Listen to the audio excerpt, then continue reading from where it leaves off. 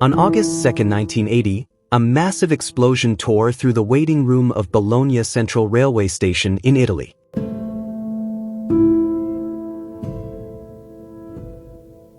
"85 people were killed and more than 200 were injured in what seemed like a senseless act of terror. For years, Italian authorities blamed far-right extremist groups, but the truth was far more disturbing. The attack was later connected to a vast secret network that operated across Western Europe for more than 4 decades, a network that involved intelligence agencies, NATO, and the CIA. This network had a name, Operation Gladio. What you are about to discover is not a conspiracy theory. It is documented history that was hidden from the public until 1990, when the Italian Prime Minister Giulio Andreotti stood before Parliament and revealed what many considered impossible: that NATO and the CIA had created and maintained secret armies across Europe since the end of World War II. These armies were not meant to defend against external invasion alone. Evidence suggests they were used to manipulate domestic politics, suppress left-wing movements, and in some cases, commit acts of terrorism against civilians in their own countries. The official story begins in 1947 when the Cold War was just taking shape. The United States and Britain were terrified that the Soviet Union would invade Western Europe. They were equally concerned about the growing popularity of communist parties in countries like Italy, France, and Greece.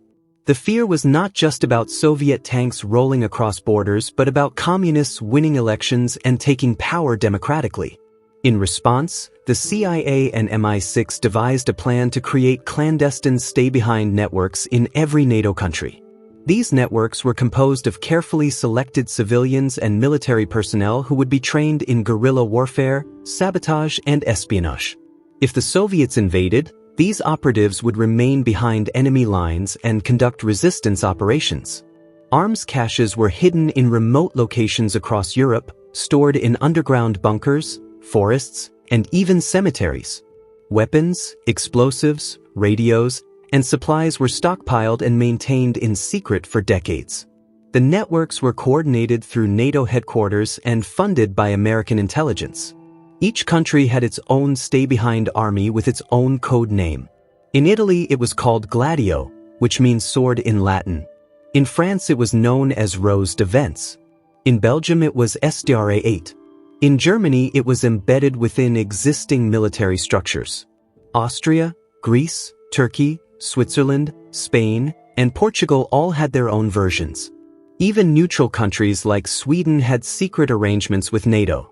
The existence of these networks was known only to a select few within each government.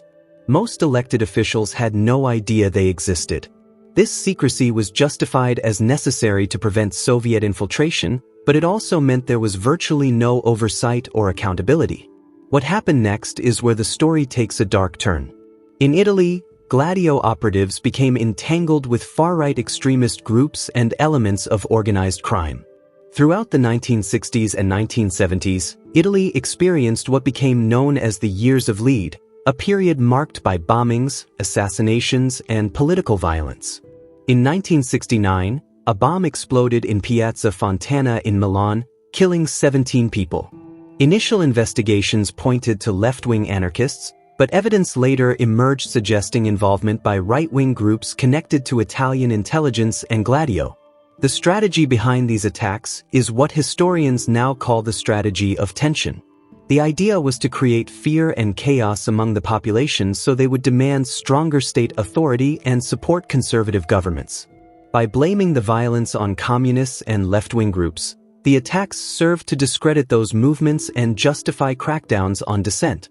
Investigators discovered that some Gladio operatives had links to a secret Masonic lodge called Propaganda 2 or P2, which included military officers, intelligence agents, politicians, and mafia figures.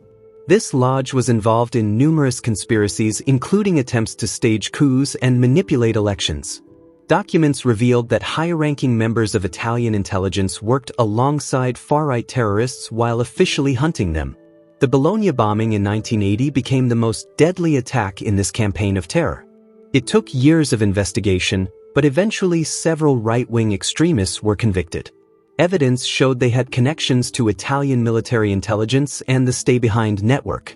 One of the convicted bombers, Vincenzo Vinciguerra, later testified that Gladio was involved and that the strategy of tension was orchestrated by elements within the state itself to prevent the Italian Communist Party from gaining power. In other countries, similar patterns emerged. In Greece, the Gladio network was connected to the military junta that seized power in 1967 and ruled with brutal repression until 1974. The coup was supported by elements within NATO and American intelligence because they feared Greece might elect a leftist government. In Turkey, stay-behind units were linked to the Grey Wolves, a far-right paramilitary organization responsible for thousands of political killings during the 1970s. These groups received training and support from Turkish military intelligence, which worked closely with NATO. In Belgium, a series of unexplained terrorist attacks in the 1980s known as the Brabant massacres killed 28 people in seemingly random shootings at supermarkets.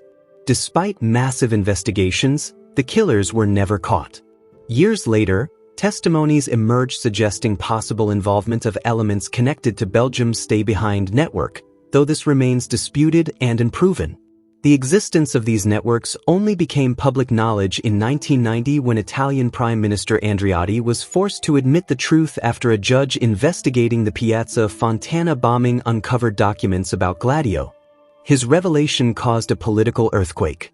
Within weeks, governments across Europe were forced to acknowledge their own stay-behind networks.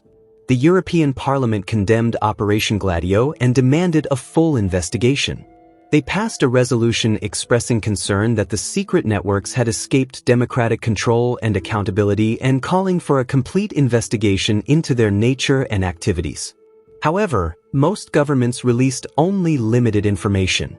Many documents remain classified to this day. NATO initially denied any involvement, then later acknowledged coordination of the networks but insisted they were purely defensive and never involved in terrorism.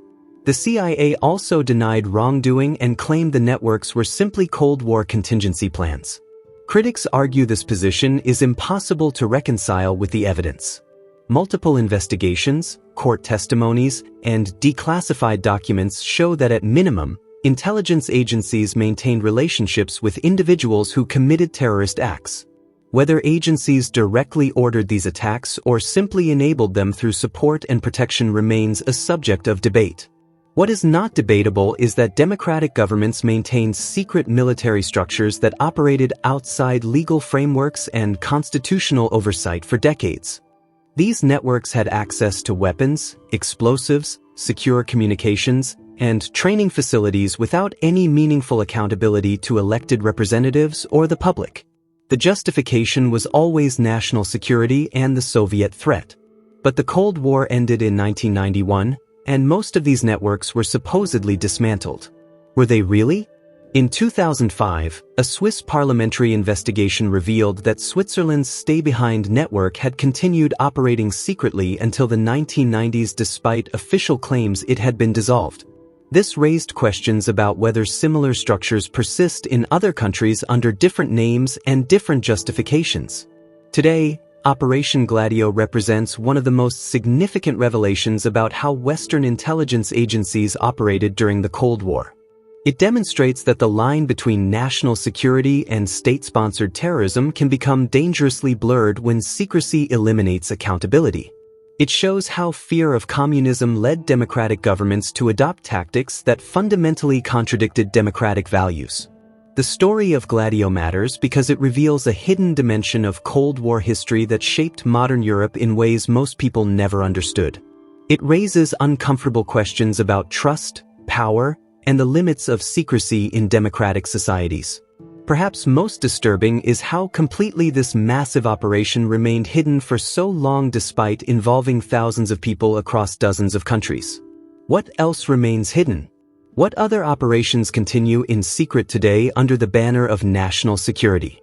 These are questions worth asking because history shows that power unchecked inevitably leads to abuse. Operation Gladio is not ancient history. It is a warning about what happens when we allow fear to justify abandoning the principles that make democracy possible.